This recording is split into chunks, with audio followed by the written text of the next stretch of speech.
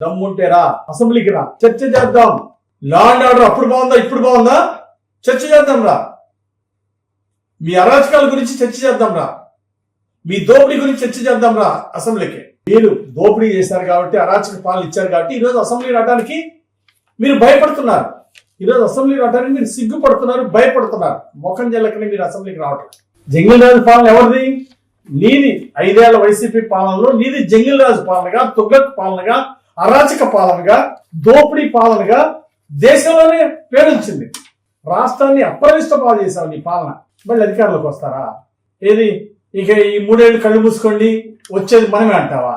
3 ఏళ్ళు కాదు జగన్మోహన్ రెడ్డి, 3 ఏళ్ళు కాదు 30 ఏళ్ళు కళ్ళు మూసుకున్నా నువ్వు అధికారంలో రావు.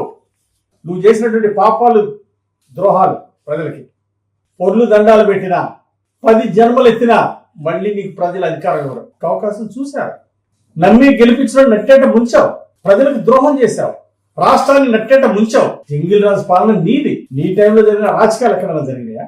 ఈరోజు మా పాలన, ఈరోజు చంద్రబాబు గారి పాలన లా అండ్ ఆర్డర్ నంబర్ 1గా ఉంది, గర్వపడుతున్నావు. ఈరోజు నువ్వు మాట్లాడేదేంటి? పోలీసుల గురించి ఏం మాట్లాడుతున్నావు? పోలీసులకి బట్టలు ఎప్పదీస్తాను, ప్రజలకు బట్టలు ఎప్పదీస్తాను, తెలుగుదేశం పార్టీ నాయకులకు బట్టలు ఎప్పదీస్తాను. ఏంది నువ్వు ఇప్పిది? నీ సీన్ అయిపోయింది. 151 సీట్ల నుండి ప్రజలు 11 సీట్లు ఇచ్చారు నీకు.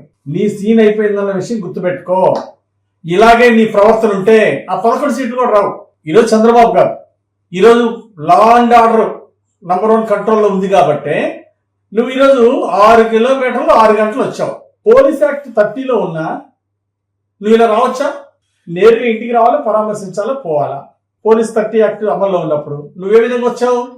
100 మందితో 6 కిలోమీటర్లు 6 గంటల పాటు నువ్వు వచ్చావంటే ఈరోజు లా అండ్ ఆర్డర్ కంట్రోల్లో ఉంది కాబట్టే, దేశంలో ఏపీలో నంబర్ 1 ఉంది కాబట్టే నువ్వు రాగలిగావు. మేము రివెంజ్ పాలిటిక్స్ తలుచుకుంటే నువ్వు అసలు ఇంట్లో నుండి బయటకు వస్తావా? మాకు అధికారం వచ్చిన మరుసటి రోజు నుండే నువ్వు ఇంట్లో నుండి బయటికి రావు, నువ్వు రావు, నీ నాయకులు కూడా బయట తిరిగే పరిస్థితి ఉండదు. ఈరోజు మేము ఎప్పుడు రివెంజ్ పాలిటిక్స్ గురించి ఆలోచించాల. చంద్రబాబు గారిని తప్పుడు కేసు పెట్టి జైల్లో పెట్టినా ఈరోజు నిన్ను చట్ట ప్రకారం మీరు చేసినటువంటి తప్పుల్ని చట్ట ప్రకారం ప్రజాస్వామ్యతంగా రాజ్యాంగ పరంగా మీకు బుద్ధి చెప్తున్నావు. కానీ ఏ రోజు మేము చట్టాన్ని ఉల్లంఘించాల. నీ టైంలో తెలుగుదేశం పార్టీ కార్యాలయం మీద దాడి చేస్తే నువ్వేం చేసావు? డీజీపీ ఫోన్ ఎత్తాడు, ఎస్పీకి ఫోన్ చేస్తే ఎస్పీ ఫోన్ ఎత్తాడు.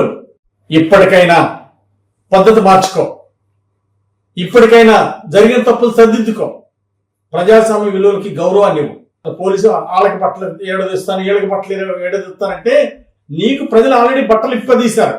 ఆ విషయాన్ని నువ్వు గుర్తుపెట్టుకో. ఇప్పటికైనా పద్ధతి మార్చుకోమని హెచ్చరిక చేస్తాను. Please subscribe to Leo news for more videos.